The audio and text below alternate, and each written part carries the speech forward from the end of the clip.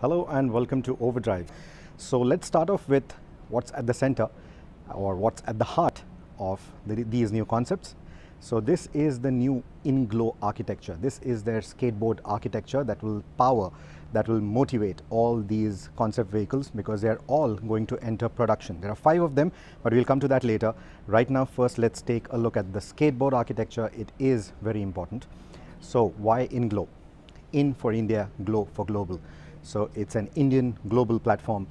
Essentially, they have developed this with Volkswagen. So Volkswagen has the MEB toolkit, the electric toolkit. So they have borrowed components from there, and they have developed their own as well. So essentially, what this uses right here is a lithium ferrous phosphate or a lithium iron phosphate battery pack. It's not the same as lithium ion. It's different. It has almost 4 to 5 times the life, and it's also a safer chemistry. So that is what makes it more important.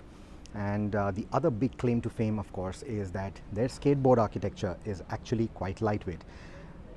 You're looking at between 2.5 to 2.7 tons for the entire vehicle, not just the skateboard, but for the entire vehicle, and that's for their biggest vehicle that they will build on this.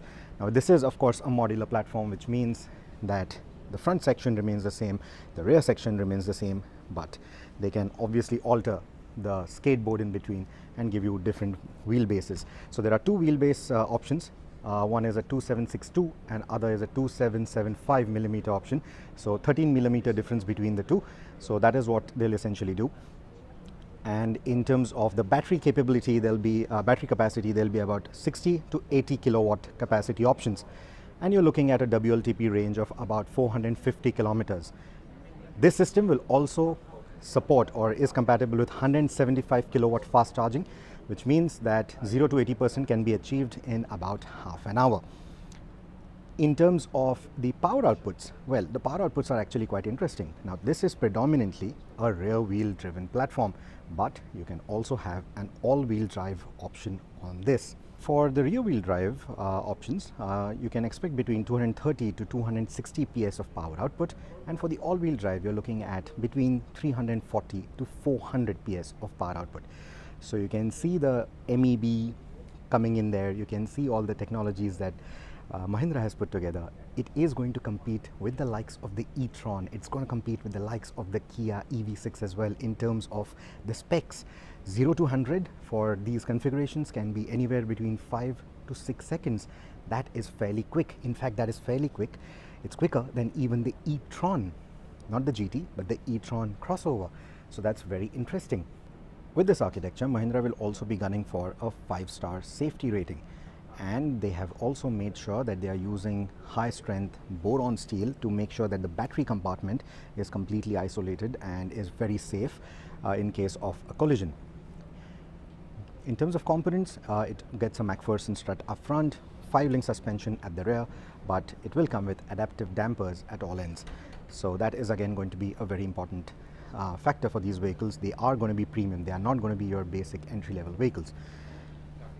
You also see 3 screens, 3 12.3-inch screens. So essentially, apart from these screens, now we have seen the 12.3-inch screens even in the XUV700, but apart from that, it will also receive the required computing power for these screens. So essentially, there are 3 high-speed computers that will work with the battery management system, with the infotainment, etc.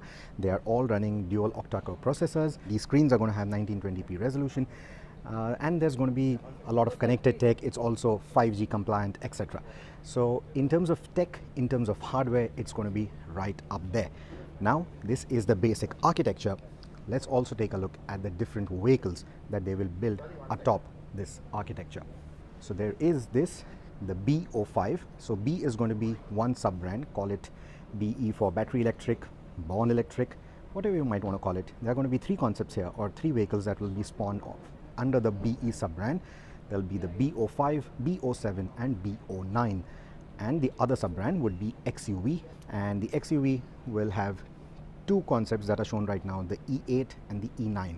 The E8 looks more like an electrified XUV700, and the E9 is this coupe SUV or coupe crossover kind of concept. So I'll have detailed videos of all these concepts to tell you more about them.